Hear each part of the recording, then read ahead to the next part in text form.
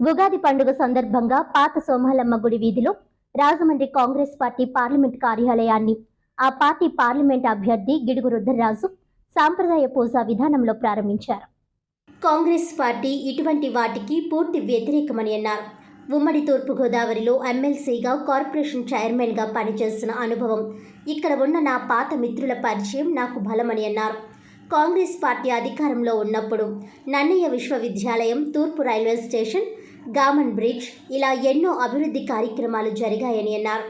జగన్ ఆస్తిక వారసుడు తప్ప రాజకీయ వారసులు కాంగ్రెస్ నాయకులే అని, రాహుల్ ప్రధానిని చేయడమే కాంగ్రెస్ లక్ష్యమని తెలియజేశారు.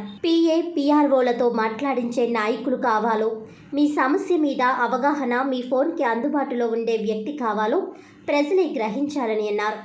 ఈ కార్యక్రమంలో రాష్ట్ర కాంగ్రెస్ నాయకులు, కాంగ్రెస్ పార్టీ అసెంబ్లీ అభ్యర్థులు, మహిళా కాంగ్రెస్, యూత్ కాంగ్రెస్, ఎన్ఎస్యుఐ వివిధ విభాగాల అధ్యక్షులు పాల్గొన్నారు.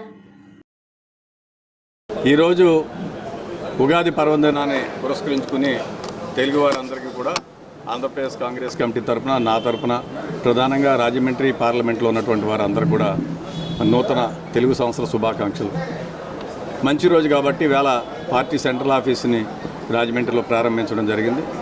సో ఇక్కడికి విచ్చేసినటువంటి పార్టీ పెద్దలు, నేను, నాతో పాటు కంటెస్ట్ చేసేటువంటి 7 శాసనసభ్య అభ్యర్థులు వాళ్ళందరూ వచ్చారు. వాళ్ళందరికీ కూడా నా హృదయపూర్వక ధన్యవాదాలు.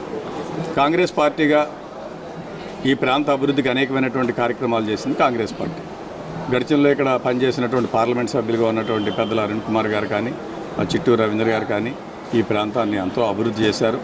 ప్రధానంగా ఎయిర్పోర్ట్ని ఆధునికీకరించడంలో కానీ, గమన్ హైవే రోడ్ లాంటి బ్రిడ్జిని ఏర్పాటు చేయడం కానీ, అనేకమైనటువంటి రోడ్ ఓవర్ బ్రిడ్జెస్ని ఏర్పాటు చేయడం కానీ, రైల్వే స్టేషన్లో ఈస్ట్ రైల్వే గేట్ని ఓపెన్ చేయడం కానీ, అనేకమైనటువంటి సంక్షేమ పథకాలు అందించడంలో కానీ కాంగ్రెస్ పార్టీ 2004 నుంచి 2014 వరకు అనేక కార్యక్రమాలు చేసింది.